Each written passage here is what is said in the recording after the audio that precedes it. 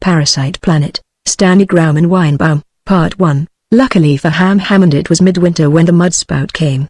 Midwinter, that is, in the Venusian sense, which is nothing at all like the conception of the season generally entertained on Earth, except possibly by dwellers in the hotter regions of the Amazon basin, or the Congo. They, perhaps, might form a vague mental picture of winter on Venus by visualizing their hottest summer days, multiplying the heat, discomfort and unpleasant denizens of the jungle by 10 or 12. On Venus, as is now well known, the seasons occur alternately in opposite hemispheres, as on the Earth, but with a very important difference.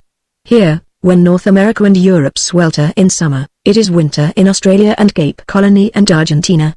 It is the northern and southern hemispheres which alternate their seasons. But on Venus, very strangely, it is the eastern and western hemispheres, because the seasons of Venus depend, not on inclination to the plane of the ecliptic, but on libration. Venus does not rotate, but keeps the same face always toward the sun, just as the moon does toward the earth. One face is forever daylight, and the other forever night, and only along the twilight zone, a strip 500 miles wide, is human habitation possible, a thin ring of territory circling the planet. Toward the sunlit side it verges into the blasting heat of a desert where only a few Venusian creatures live, and on the night edge the strip ends abruptly in the colossal ice barrier produced by the condensation of the upper winds that sweep endlessly from the rising air of the hot hemisphere to cool and sink and rush back again from the cold one. The chilling of warm air always produces rain, and at the edge of the darkness the rain freezes to form these great ramparts. What lies beyond, what fantastic forms of life may live in the starless darkness of the frozen face, or whether that region is as dead as the airless moon, those are mysteries, but the slow libration, a ponderous wobbling of the planet from side to side, does produce the effect of seasons. On the lands of the twilight zone, first in one hemisphere and then the other, the cloud-hidden sun seems to rise gradually for 15 days, then sink for the same period.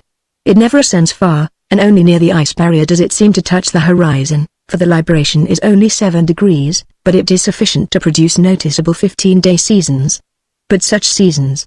In the winter the temperature drops sometimes to a humid but bearable 90, but, 2 weeks later, 140 is a cool day near the torrid edge of the zone.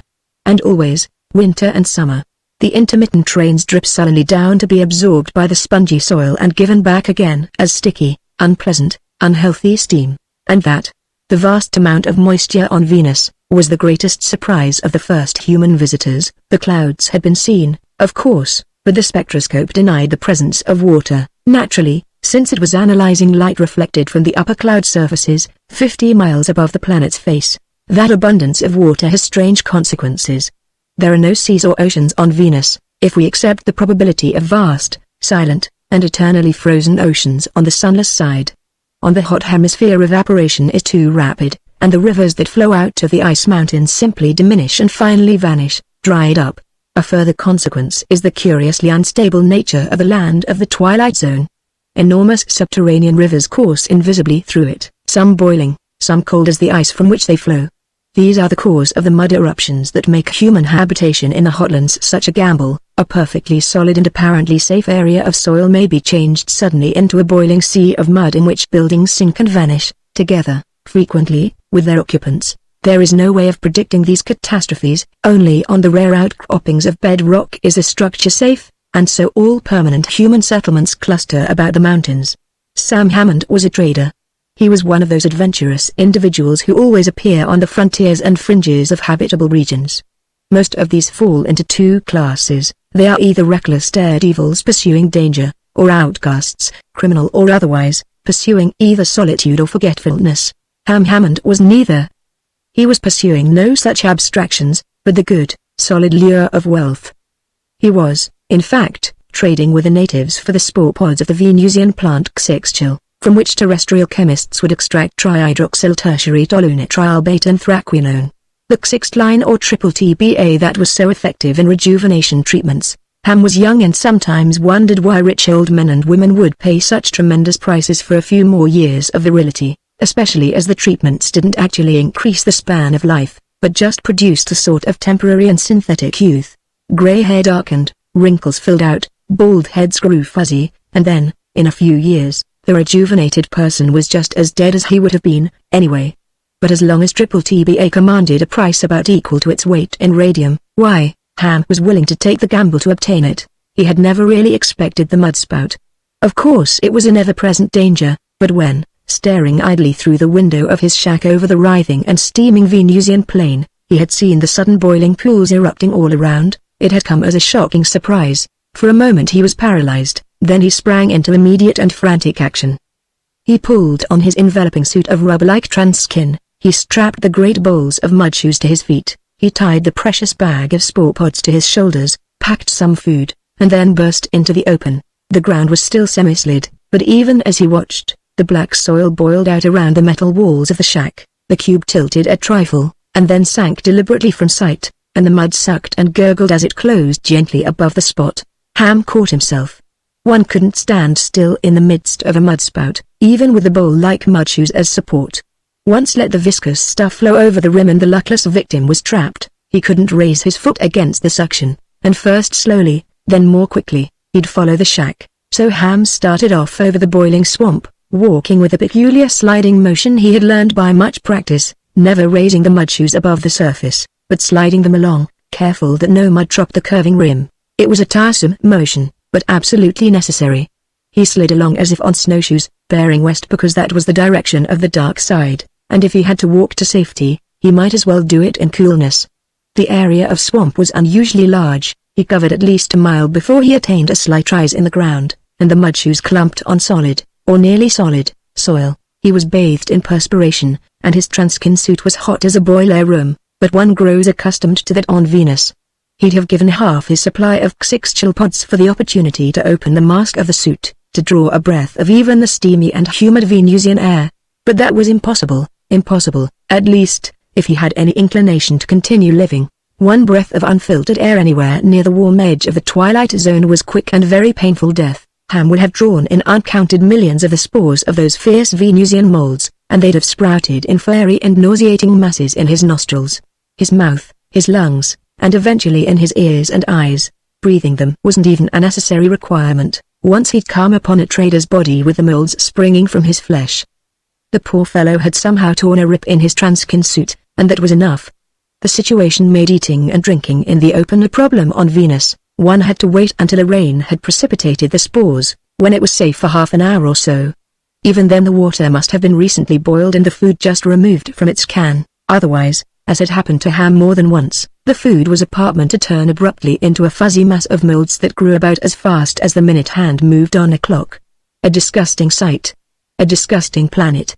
That last reflection was induced by Ham's view of the quagmire that had engulfed his shack. The heavier vegetation had gone with it, but already avid and greedy life was emerging, wriggling mud grass and the bulbous fungi called walking balls. And all around a million little slimy creatures slithered across the mud, eating each other rapaciously, being torn to bits, and each fragment reforming to a complete creature, 1,000 different species, but all the same in one respect, each of them was all appetite. In common with most Venusian beings, they had a multiplicity of both legs and mouths. In fact, some of them were little more than blobs of skin split into dozens of hungry mouths, and crawling on 100 spidery legs. All life on Venus is more or less parasitic.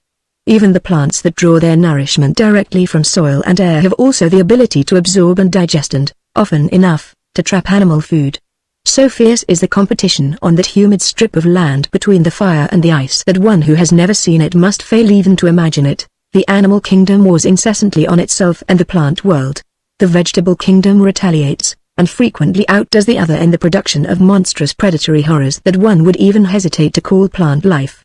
A terrible world. In the few moments that Ham had paused to look back, ropey creepers had already entangled his legs. Transkin was impervious, of course, but he had to cut the things away with his knife, and the black, nauseating juices that flowed out of them smeared on his suit and began instantly to grow furry as the molds sprouted. He shuddered. Hell of a place. Ham growled, stooping to remove his mud shoes, which he slung carefully over his back. He slogged away through the writhing vegetation, automatically dodging the awkward thrusts of the jack-ketch trees as they cast their nooses hopefully toward his arms and head. Now and again he passed one that dangled some trapped creature, usually unrecognizable because the molds had enveloped it in a fuzzy shroud, while the tree itself was placidly absorbing victim and molds alike. Horrible place.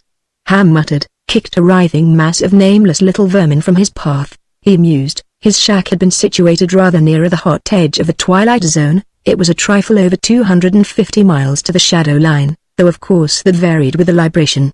But one couldn't approach the line too closely, anyway, because of the fierce, almost inconceivable, storms that raged where the hot upper winds encountered the icy blasts of the night side, giving rise to the birth throes of the ice barrier. So 150 miles due west would be sufficient to bring coolness, to enter a region too temperate for the moles, where he could walk in comparative comfort. And then, not more than 50 miles north, lay the American settlement Erosia, named, obviously, after that troublesome mythical son of Venus, Cupid.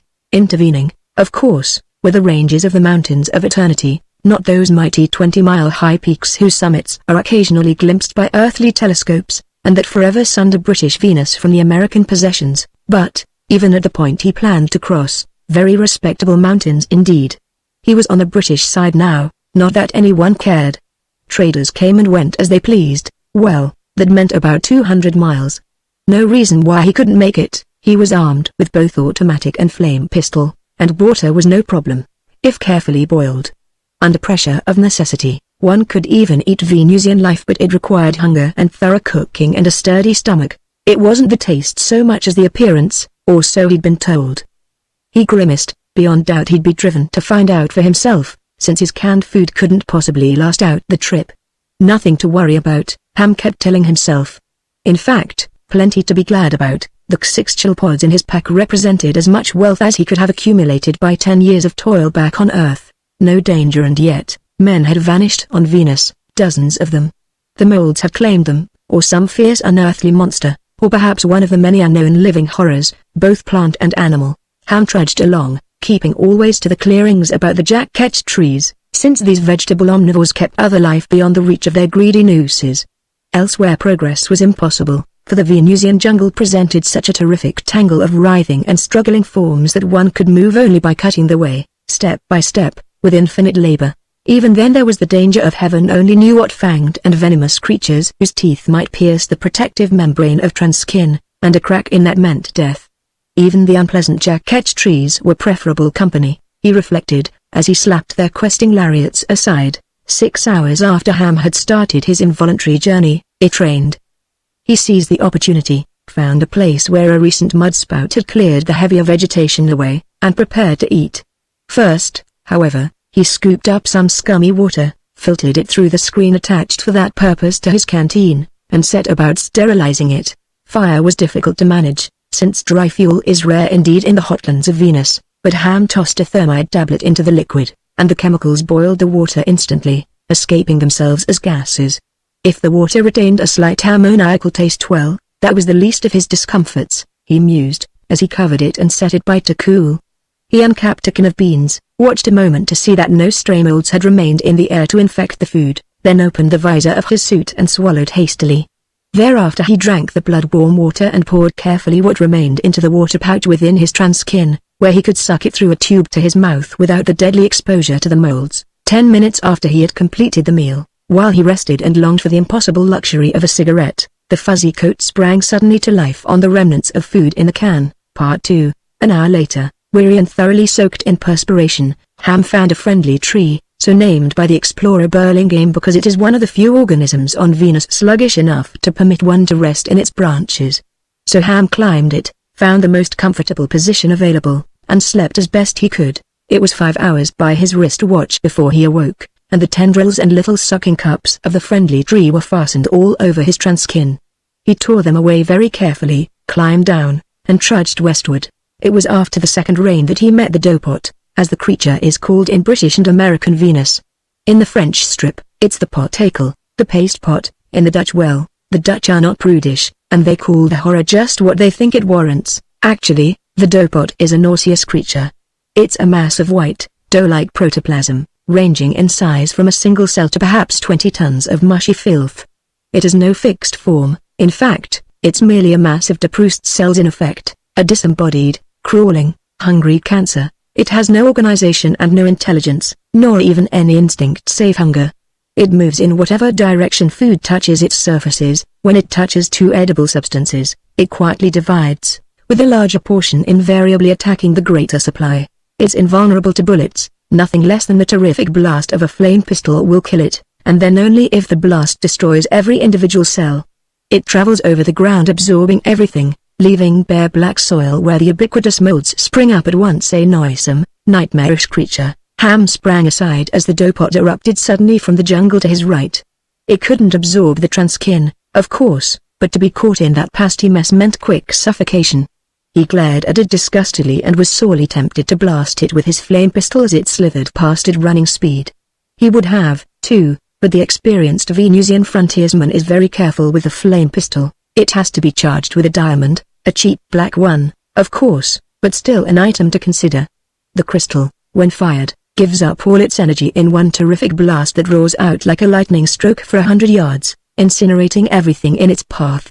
The thing rolled by with a sucking and gulping sound. Behind it opened the passage it had cleared. Creepers, snake vines, jack-ketch trees, everything had been swept away down to the humid earth itself, where already the molds were springing up on the slime of the dopot's trail. The alley led nearly in the direction Ham wanted to travel. He seized the opportunity and strode briskly along, with a wary eye, nevertheless, on the ominous walls of jungle.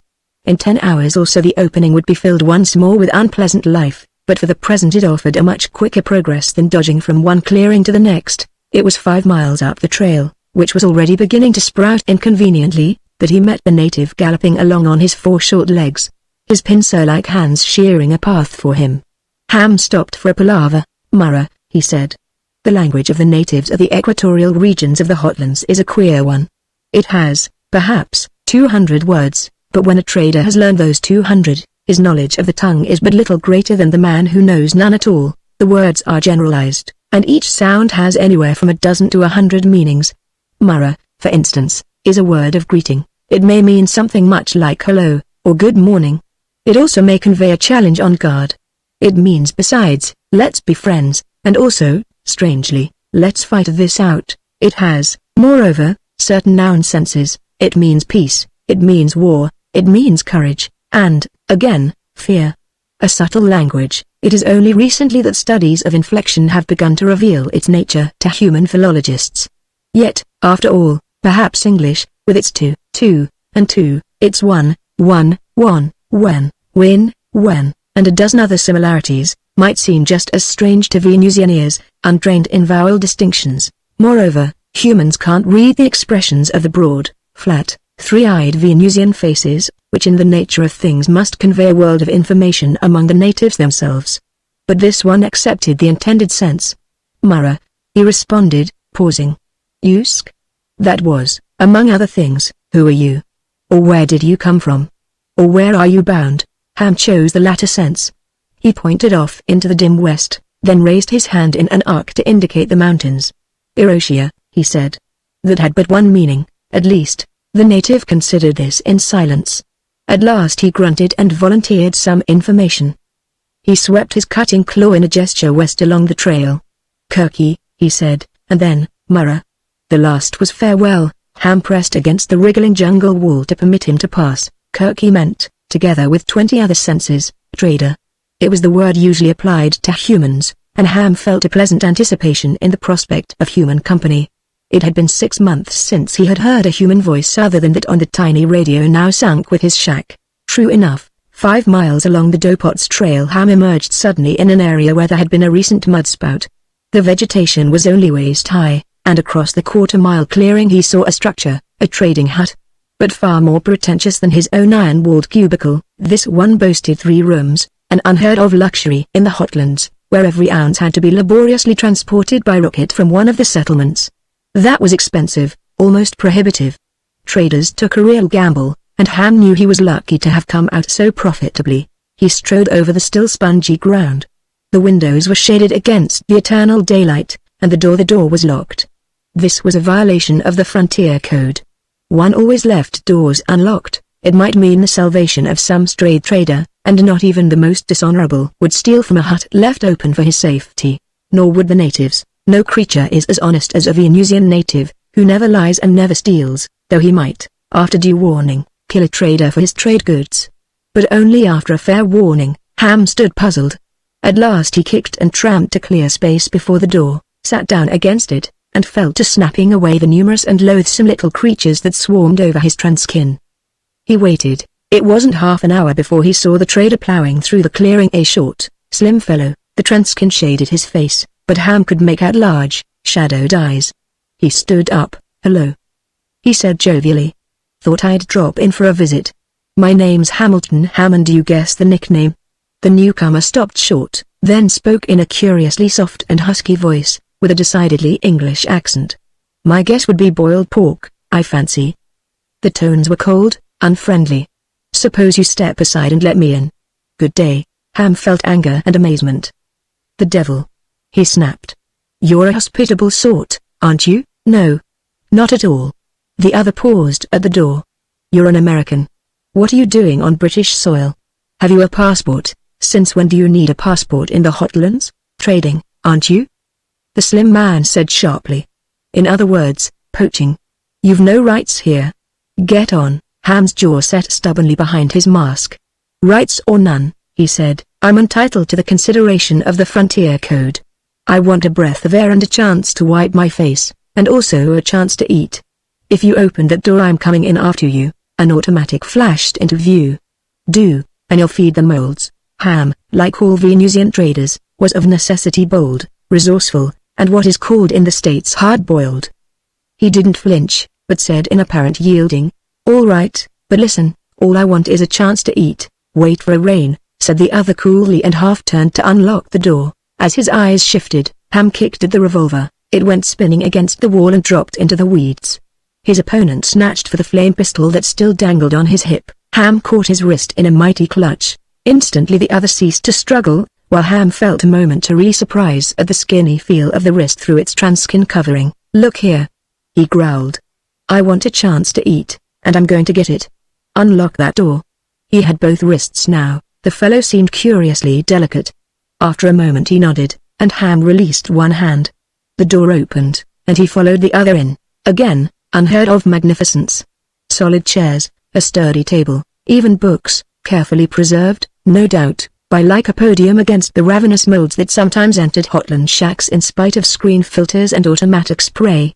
An automatic spray was going now to destroy any spores that might have entered with the opening door. Ham sat down, keeping an eye on the other, whose flame pistol he had permitted to remain in its holster. He was confident of his ability to outdraw the slim individual, and, besides, who would risk firing a flame pistol indoors? It would simply blow out one wall of the building, so he set about opening his mask, removing food from his pack, wiping his steaming face, while his companion or opponent looked on silently. Ham watched the canned meat for a moment. No molds appeared, and he ate. "Why the devil," he rasped, "don't you open your visor?" At the other's silence, he continued, "Afraid I'll see your face, eh? Well, I'm not interested. I'm no cop." No reply. He tried again. "What's your name?" The cool voice sounded. "Burlingame." "Pat Burlingame." Ham laughed. "Patrick Burlingame is dead, my friend. I knew him." No answer. "And if you don't want to tell your name, at least you needn't insult the memory of a brave man and a great explorer, thank you." The voice was sardonic. "He was my father." Another lie. He had no son. He had only a Ham paused abruptly. A feeling of consternation swept over him. "Open your visor," he yelled. He saw the lips of the other, dim through the transkin, twitch into a sarcastic smile. "Why not?" said the soft voice, and the mask dropped. Ham gulped. Behind the covering were the delicately modeled features of a girl, with cool gray eyes in a face lovely despite the glistening perspiration on cheeks and forehead. The man gulped again. After all, he was a gentleman despite his profession as one of the fierce, adventurous traders of Venus. He was university-educated an engineer, and only the lure of quick wealth had brought him to the Hotlands. I'm sorry," he stammered, "you brave American poachers." She sneered. "Are all of you so valiant as to force yourselves on women? But how could I know? What are you doing in a place like this? There's no reason for me to answer your questions," but she gestured toward the room beyond. "I'm classifying Hotland flora and fauna. I'm Patricia Burlingame, biologist." He perceived now the jarring closed specimens of a laboratory in the next chamber. But a girl alone in the Hotlands. It's reckless. "I didn't expect to meet any American poachers," she retorted. He flushed. "You needn't worry about me. I'm going." He raised his hands to his visor. Instantly Patricia snatched an automatic from the table drawer. "You're going, indeed, Mr. Hamilton Hammond," she said coolly. "But you're leaving your six chill with me." It's Crown property, you've stolen it from British territory, and I'm confiscating it. He stared. Look here. He blazed suddenly. I've risked all I have for that Xixchil. If I lose it I'm ruined, busted. I'm not giving it up. But you are. He dropped his mask and sat down. Miss Burlingame, he said, I don't think you've nerve enough to shoot me, but that's what you'll have to do to get it. Otherwise I'll sit here until you drop of exhaustion. Her grey eyes bored silently into his blue ones. The gun held steadily on his heart, but spat no bullet. It was a deadlock. At last the girl said, You win, poacher. She slapped the gun into her empty holster. Get out, then, gladly. He snapped. He rose, fingered his visor, then dropped it again at a sudden startled scream from the girl. He whirled, suspecting a trick, but she was staring out of the window with wide, apprehensive eyes. Ham saw the writhing of vegetation and then a vast whitish mass. A dopot, a monstrous one, bearing steadily toward their shelter. He heard the gentle clunk of impact, and then the window was blotted out by the pasty mess, as the creature, not quite large enough to engulf the building, split into two masses that flowed around and merged on the other side. Another cry from Patricia. Your mask, fool. She rasped. Close it. Mask? Why? Nevertheless. He obeyed automatically. Why? That's why. The digestive acids look. She pointed at the walls. Indeed, thousands of tiny pinholes of light were appearing. The digestive acids of the monstrosity, powerful enough to attack whatever food chance brought, had corroded the metal. It was porous. The shack was ruined. He gasped as fuzzy molds shot instantly from the remains of his meal, and a red and green fur sprouted from the wood of chairs and table. The two faced each other. Ham chuckled. Well, he said, you're homeless, too. Mine went down in a mudspout, yours would. Patricia retorted acidly. You Yankees couldn't think of finding shallow soil, I suppose. Bedrock is just 6 feet below here, and my place is on pillars. Well, you're a cool devil. Anyway, your place might as well be sunk. What are you going to do? Don't concern yourself. I'm quite able to manage. How? It's no affair of yours, but I have a rocket call each month. You must be a millionaire, then, he commented. The Royal Society, she said coldly, is financing this expedition. The rocket is due. She paused. Ham thought she paled a little behind her mask. Due when? Why, it just came 2 days ago. I'd forgotten. I see. And you think you'll just stick around for a month waiting for it? Is that it? Patricia stared at him defiantly. Do you know, he resumed, what you'd be in a month? It's 10 days to summer, and look at your shack. He gestured at the walls, where brown and rusty patches were forming. At his motion a piece the size of a saucer tumbled in with a crackle. In 2 days this thing will be a caved-in ruin. What'll you do during 15 days of summer? What'll you do without shelter when the temperature reaches 150-160? I'll tell you, you'll die. She said nothing. You'll be a fuzzy mass of molds before the rocket returns, Ham said. And then a pile of clean bones that will go down with the first mudspout. Be still. She blazed. Silence won't help. Now I'll tell you what you can do. You can take your pack and your mud shoes and walk along with me. We may make the cool country before summer if you can walk as well as you talk. Go with a Yankee poacher? I fancy not. And then, he continued imperturbably, we can cross comfortably to Erosia, a good American town. Patricia reached for her emergency pack, slung it over her shoulders. She retrieved a thick bundle of notes, written in aniline ink on transkin, brushed off a few vagrant molds, and slipped it into the pack. She picked up a pair of diminutive mud shoes and turned deliberately to the door. So you're coming?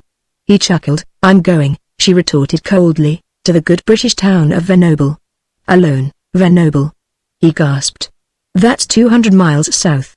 And across the great eternities, too. Part 3. Patricia walked silently out of the door and turned west toward the cool country. Ham hesitated a moment, then followed.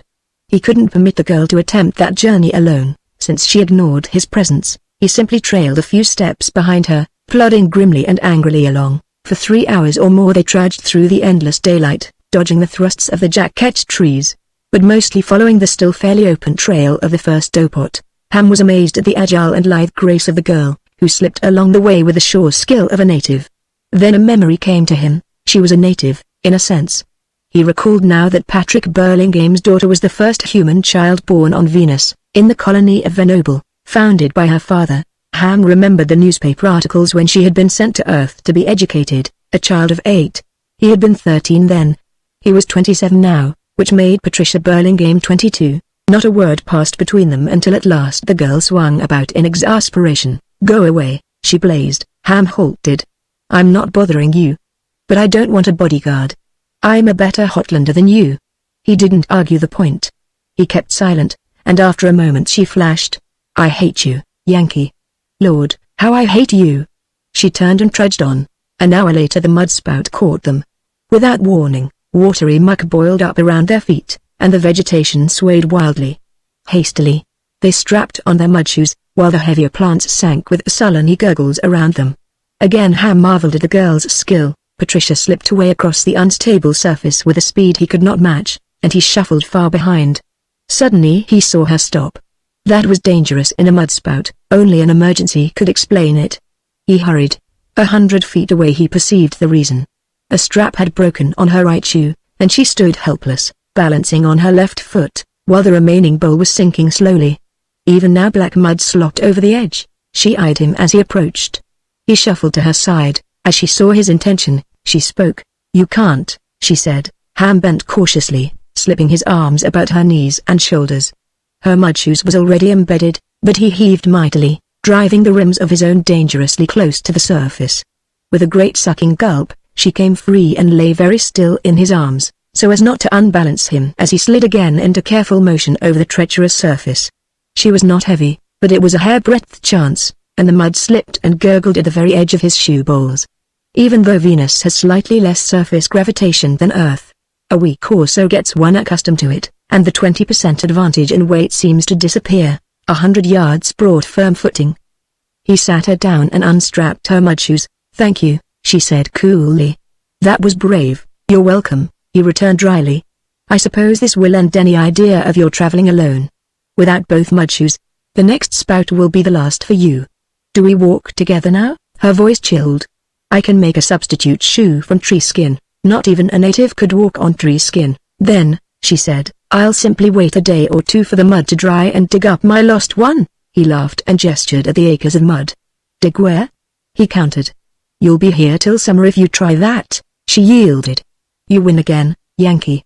But only to the cool country, then you'll go north and I south." They trudged on.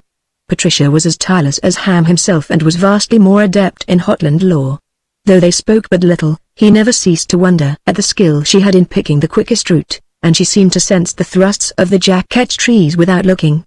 But it was when they halted at last, after a rain had given opportunity for a hasty meal, that he had real cause to thank her. "Sleep?" he suggested, and as she nodded, "There's a friendly tree." He moved toward it, the girl behind. Suddenly she seized his arm. "It's a Pharisee," she cried, jerking him back. None too soon. The false friendly tree had lashed down with a terrible stroke that missed his face by inches. It was no friendly tree at all, but an imitator, luring prey within reach by its apparent harmlessness, then striking with knife-sharp spikes. Ham gasped. "What is it? I never saw one of those before." "A Pharisee. It just looks like a friendly tree." She took out her automatic and sent a bullet into the black, pulsing trunk. A dark stream gushed, and the ubiquitous molds sprang into life about the hole. The tree was doomed. "Thanks," said Ham awkwardly. "I guess you saved my life. We're quits now." She gazed levelly at him. "Understand? We're even." Later they found a true friendly tree and slept. Awakening. They trudged on again, and slept again, and so on for 3 nightless days. No more mudspouts burst about them, but all the other horrors of the Hotlands were well in evidence. Dopots crossed their path, snake vines hissed and struck. The jack-ketch trees flung sinister nooses, and a million little crawling things writhed underfoot or dropped upon their suits. Once they encountered a unipt, that queer, kangaroo-like creature that leaps, crashing through the jungle on a single mighty leg, and trusts to its 10-foot beak to spear its prey. When Ham missed his first shot, the girl brought it down in mid-leap to thresh into the avid clutches of the jack-ketch trees and the merciless molds. On another occasion, Patricia had both feet caught in a jack-ketch noose that lay for some unknown cause on the ground. As she stepped within it, the tree jerked her suddenly, to dangle head down a dozen feet in the air, and she hung helplessly until Ham managed to cut her free. Beyond doubt, either would have died alone on any of several occasions. Together they pulled through, yet neither relaxed the cool, unfriendly attitude that had become habitual. Ham never addressed the girl unless necessary, and she, in the rare instances when they spoke, called him always by no other name than Yankee Poacher. In spite of this, the man found himself sometimes remembering the piquant loveliness of her features, her brown hair and level grey eyes, as he had glimpsed them in the brief moments when rain made it safe to open their visors. At last one day a wind stirred out of the west, bringing with it a breath of coolness that was like the air of heaven to them. It was the underwind. The wind that blew from the frozen half of the planet, that breathed cold from beyond the ice barrier. When Ham experimentally shaved the skin from a writhing weed, the molds sprang out more slowly and with encouraging sparseness. They were approaching the cool country. They found a friendly tree with lightened hearts. Another day's trek might bring them to the uplands where one could walk unhooded, in safety from the molds, since these could not sprout in a temperature much below 80. Ham woke first. For a while he gazed silently across at the girl, smiling at the way the branches of the tree had encircled her like affectionate arms. They were merely hungry, of course, but it looked like tenderness. His smile turned a little sad as he realized that the cool country meant parting, unless he could discourage that insane determination of hers to cross the greater eternities. He sighed, and reached for his pack slung on a branch between them, and suddenly a bellow of rage and astonishment broke from him. His 6 chillpods. The transkin pouch was slit, they were gone. Patricia woke startled at his cry. Then, behind her mask, he sensed an ironic, mocking smile. "Mike 6 chill." He roared. "Where is it?" She pointed down. There among the lesser growths was a little mound of molds. "There," she said coolly. "Down there, Poacher." He choked with rage. "Yes. I slit the pouch while you slept. You'll smuggle no stolen wealth from British territory." Ham was white, speechless. "You damn devil," he bellowed at last. "That's every cent I had, but stolen," she reminded him pleasantly, swinging her dainty feet. Rage actually made him tremble. He glared at her. The light struck through the translucent transkin, outlining her body and slim rounded legs in shadow. "I ought to kill you," he muttered tensely. His hand twitched, and the girl laughed softly. With a groan of desperation, he slung his pack over his shoulders and dropped to the ground. I hope you die in the mountains," he said grimly, and stalked away toward the west. 100 yards distant he heard her voice, "Yankee." "Wait a moment." He neither paused nor glanced back, but strode on. Half an hour later, glancing back from the crest of a rise, Ham perceived that she was following him. He turned and hurried on. The way was upward now, and his strength began to outweigh her speed and skill. When next he glimpsed her, she was a plodding speck far behind, moving, he imagined, with a weary doggedness. He frowned back at her. It had occurred to him that a mudspout would find her completely helpless, lacking the vitally important mudshoes. Then he realized that they were beyond the region of mudspouts, here in the foothills of the mountains of eternity, and anyway, he decided grimly, he didn't care. For a while Ham paralleled a river, doubtless an unnamed tributary of the Phlegethon. So far there had been no necessity to cross watercourses, since naturally all streams on Venus flow from the ice barrier across the twilight zone to the hot side, and therefore, had coincided with their own direction. But now, once he attained the tablelands and turned north, he would encounter rivers. They had to be crossed either on logs or, if opportunity offered and the stream was narrow, through the branches of friendly trees. To set foot in the water was death. Fierce-fanged creatures haunted the streams. He had one near catastrophe at the rim of the tableland. It was while he edged through a jack-ketch clearing, suddenly there was a heave of white corruption, and tree and jungle wall disappeared in the mass of a gigantic dopot. He was cornered between the monster and an impenetrable tangle of vegetation, so he did the only thing left to do. He snatched his flame pistol and sent a terrific, roaring blast into the horror, a blast that incinerated tons of pasty filth and left a few small fragments crawling and feeding on the debris. The blast also, as it usually does, shattered the barrel of the weapon. He sighed as he set about the 40-minute job of replacing it. No true Hotlander ever delays that, for the blast had cost 15 good American dollars, 10 for the cheap diamond that had exploded, and 5 for the barrel. Nothing at all when he had his X6 chill, but a real item now. He sighed again as he discovered that the remaining barrel was his last. He had been forced to economize on everything when he set out. Ham came at last to the tableland.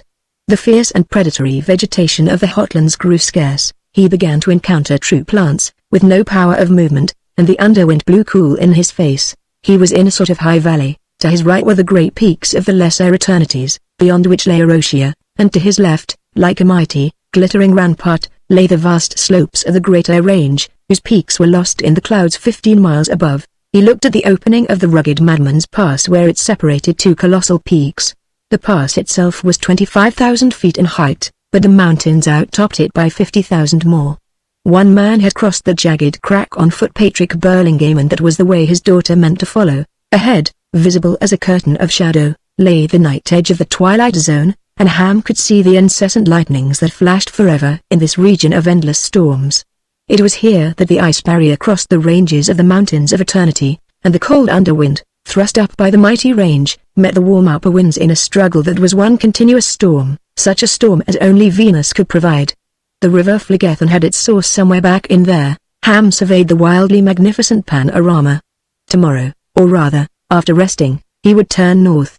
Patricia would turn south, and, beyond doubt, would die somewhere on Madman's Pass.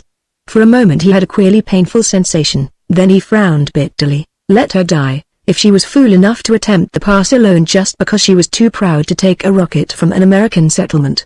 She deserved it. He didn't care. He was still assuring himself of it as he prepared to sleep, not in a friendly tree, but in one of the far more friendly specimens of true vegetation and in the luxury of an open visor. The sound of his name awakened him. He gazed across the tableland to see Patricia just topping the divide, and he felt a moment's wonder at how she managed to trail him, a difficult feat indeed in a country where the living vegetation writhes instantly back across one's path. Then he recalled the blast of his flame pistol. The flash and sound would carry for miles, and she must have heard or seen it. Ham saw her glancing anxiously around. Ham. She shouted again, not Yankee or poacher, but Ham. He kept a sullen silence. Again she called. He could see her bronzed and piquant features now. She had dropped her transkin hood. She called again, with a despondent little shrug. She turned south along the divide, and he watched her go in grim silence. When the forest hid her from view, he descended and turned slowly north. Very slowly, his steps lagged. It was as if he tugged against some invisible elastic bond. He kept seeing her anxious face and hearing in memory the despondent call.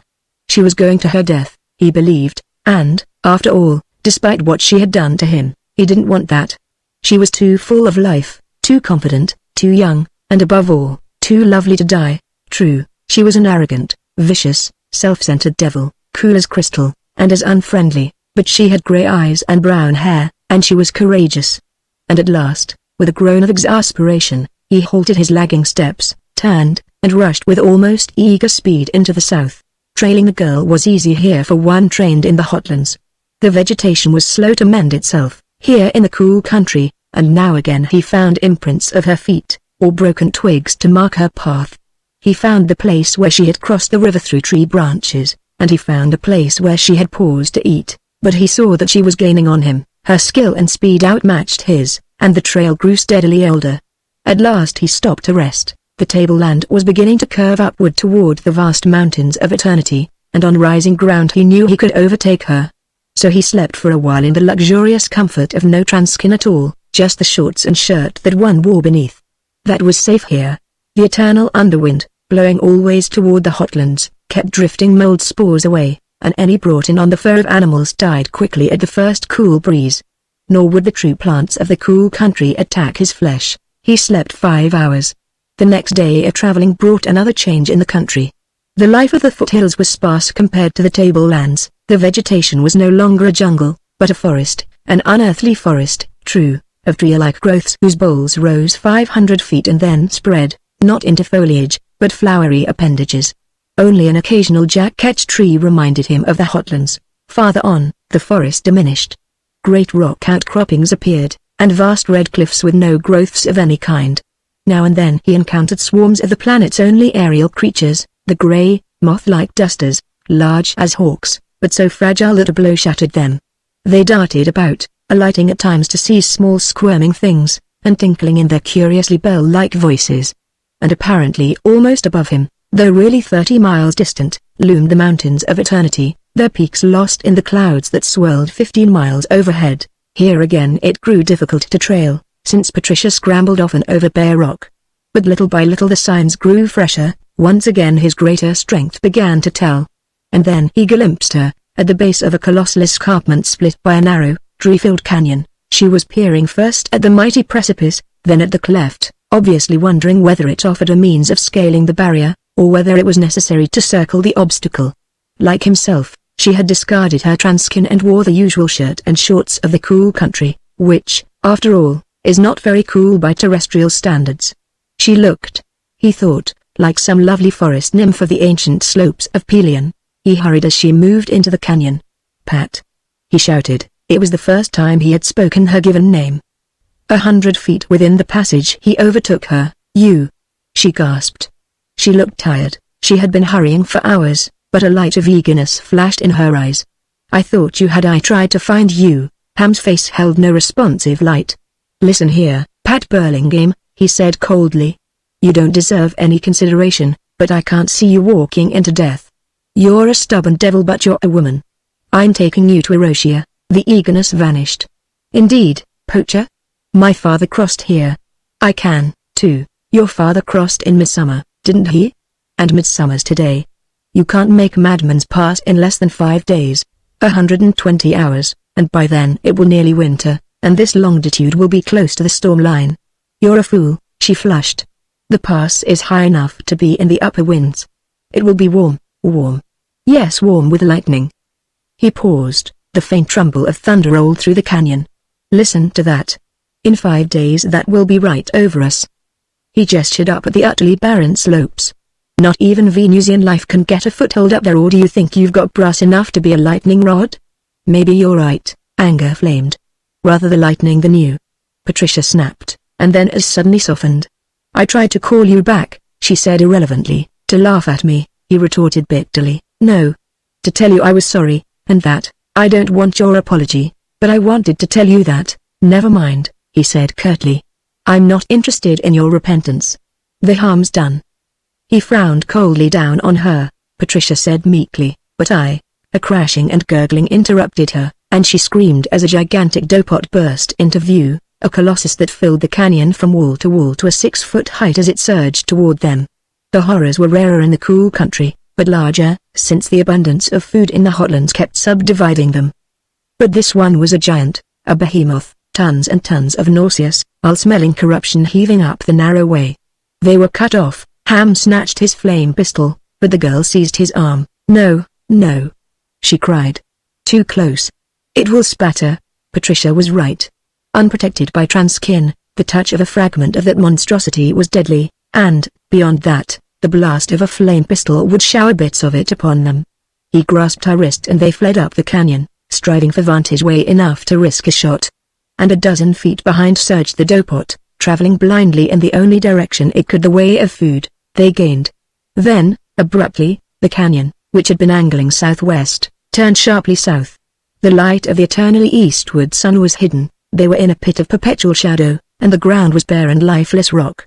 And as it reached that point, the dopot halted, lacking any organization, any will. It could not move when no food gave it direction. It was such a monster as only the life-swarming climate of Venus could harbor. It lived only by endless eating. The two paused in the shadow. "Now what?"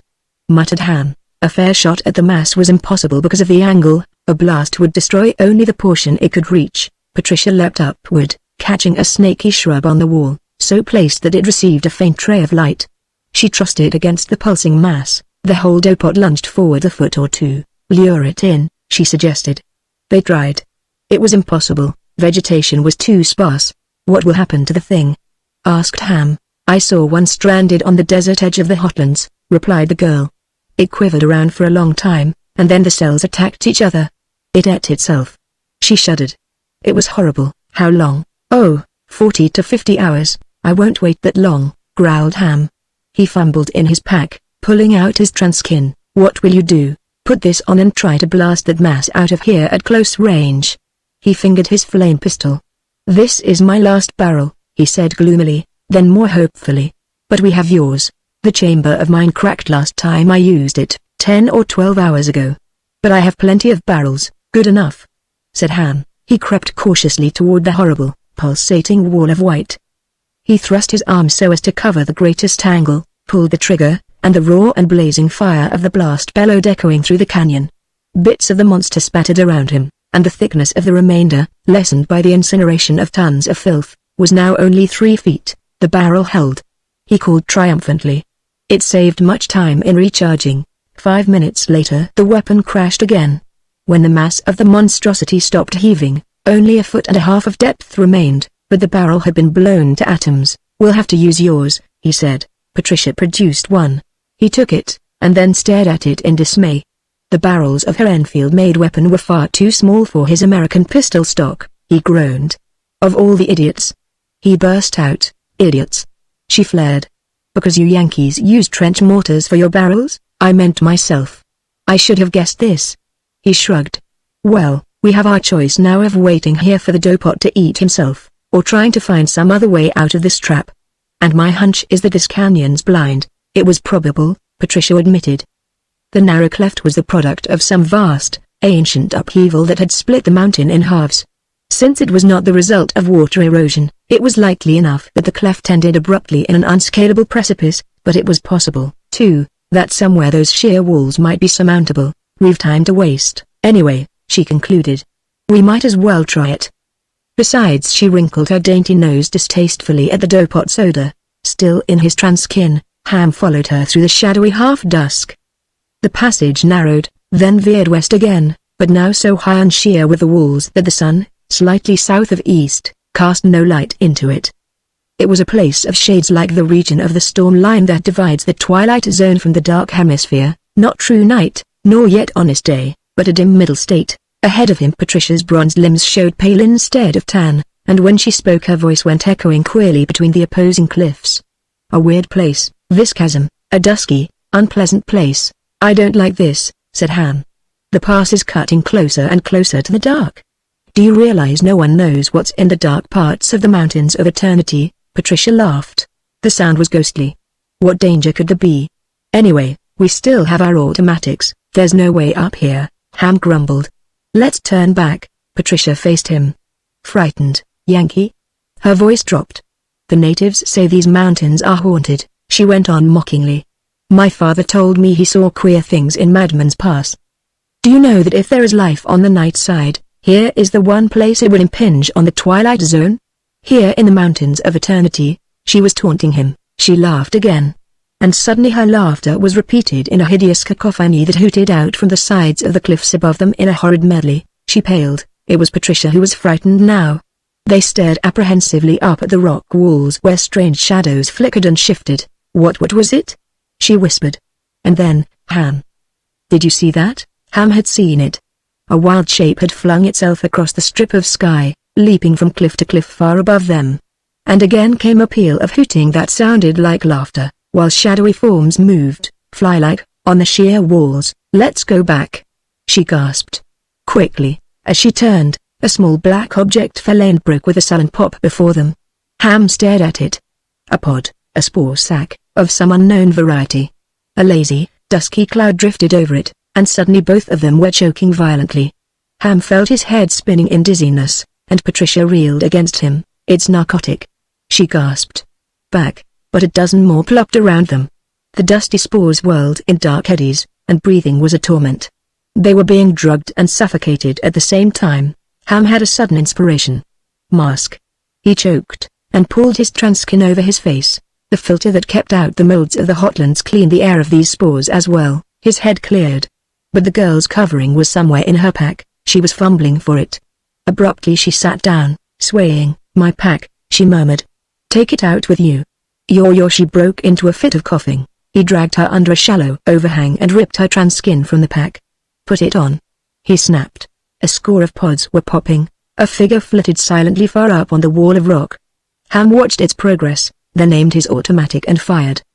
There was a shrill, rasping scream, answered by a chorus of dissonant ululations, and something as large as a man whirled down to crash not 10 feet from him. The thing was hideous. Ham stared appalled at a creature not unlike a native, three-eyed, two-handed, four-legged, but the hands, though two-fingered like the Hotlanders, were not pincer-like, but white and clawed, and the face. Not the broad, expressionless face of the others, but a slanting, malevolent, dusky visage with each eye double the size of the natives. It wasn't dead. It glared hatred and seized a stone, flinging it at him with weak viciousness. Then it died. Ham didn't know what it was, of course. Actually it was a Triops noctivivans, the three-eyed dweller in the dark. The strange, semi-intelligent being that is as yet the only known creature of the night side. and a member of that fierce remnant still occasionally found in the sunless parts of the mountains of eternity. It is perhaps the most vicious creature in the known planets, absolutely unapproachable, and delighting in slaughter. At the crash of the shot, the shower of pods had ceased, and a chorus of laughing hoots ensued. Ham seized the respite to pull the girl's transkin over her face. She had collapsed with it only half on. Then a sharp crack sounded, and a stone rebounded to strike his arm. Others pattered around him, whining past, swift as bullets. Black figures flickered in great leaps against the sky, and their fierce laughter sounded mockingly. He fired at one in midair. The cry of pain rasped again, but the creature did not fall. Stones pelted him. They were all small ones, pebble-sized, but they were flung so fiercely that they hummed in passage, and they tore his flesh through his transkin. He turned Patricia on her face, but she moaned faintly as a missile struck her back. He shielded her with his own body. The position was intolerable. He must risk a dash back, even though the dopot blocked the opening. Perhaps, he thought, armored in transkin he could wade through the creature. He knew that was an insane idea. The gluey mass would roll him into itself to suffocate, but it had to be faced. He gathered the girl in his arms and rushed suddenly down the canyon. Hoots and shrieks and a chorus of mocking laughter echoed around him. Stones struck him everywhere. One glanced from his head, sending him stumbling and staggering against the cliff. But he ran doggedly on. He knew now what drove him. It was the girl he carried. He had to save Patricia Burlingame. Ham reached the bend. Far up on the west wall glowed cloudy sunlight, and his weird pursuers flung themselves to the dark side. They couldn't stand daylight, and that gave him some assistance. By creeping very close to the eastern wall he was partially shielded. Ahead was the other bend, blocked by the dopot. As he neared it, he turned suddenly sick. 3 of the creatures were grouped against the mass of white, actually eating! The corruption. They whirled, hooting, as he came. He shot 2 of them, and as the third leapt for the wall, he dropped that one as well, and it fell with a dull gulping sound into the dopot. Again he sickened. The dopot drew away from it, leaving the thing lying in a hollow like the hole of a giant donut. Not even that monstrosity would eat these creatures. But the thing's leap had drawn Ham's attention to a 12-inch ledge. It might be, yes, it was possible that he could traverse that rugged trail and so circle the dopot. Nearly hopeless, no doubt, to attempt it under the volley of stones, but he must. There was no alternative. He shifted the girl to free his right arm. He slipped a second clip in his automatic and then fired at random into the flitting shadows above. For a moment the hail of pebbles ceased, and with a convulsive, painful struggle, Ham dragged himself and Patricia to the ledge. Stones cracked about him once more. Step by step he edged along the way, poised just over the doomed dopot. Death below and death above. And little by little he rounded the bend. Above him both walls glowed in sunlight, and they were safe. At least, he was safe. The girl might be already dead, he thought frantically, as he slipped and slid through the slime of the dopot's passage. Out on the daylit slope he tore the mask from her face and gazed on white, marble-cold features. It was not death, however, but only drug torpor. An hour later she was conscious, though weak and very badly frightened. Yet almost her first question was for her pack. "It's here," Ham said. "What's so precious about that pack?" "Your notes?" "My notes?" "Oh, no." A faint flush covered her features. I kept trying to tell you it's your sixtil." "What?" "Yes. Of course I didn't throw it to the molds. It's yours by rights, Ham. Lots of British traders go into the American hotlands. I just slit the pouch and hid it here in my pack. The molds on the ground were only some twigs I threw at it to make it look real, but why?" The flush deepened. "I wanted to punish you," Patricia whispered, "for being so cold and distant." "I?" Ham was amazed. "It was you. Perhaps it was, at first. You forced your way into my house, you know. But after you carried me across the mudspout, Ham, it was different." Ham gulped. Suddenly he pulled her into his arms. "I'm not going to quarrel about whose fault it was," he said. "But we'll settle one thing immediately. We're going to Erosia, and that's where we'll be married, in a good American church if they've put one up yet, or by a good American justice if they haven't. There's no more talk of Madman's Pass and crossing the mountains of eternity. Is that clear?" She glanced at the vast, looming peaks and shuddered. "Quite clear," she replied meekly.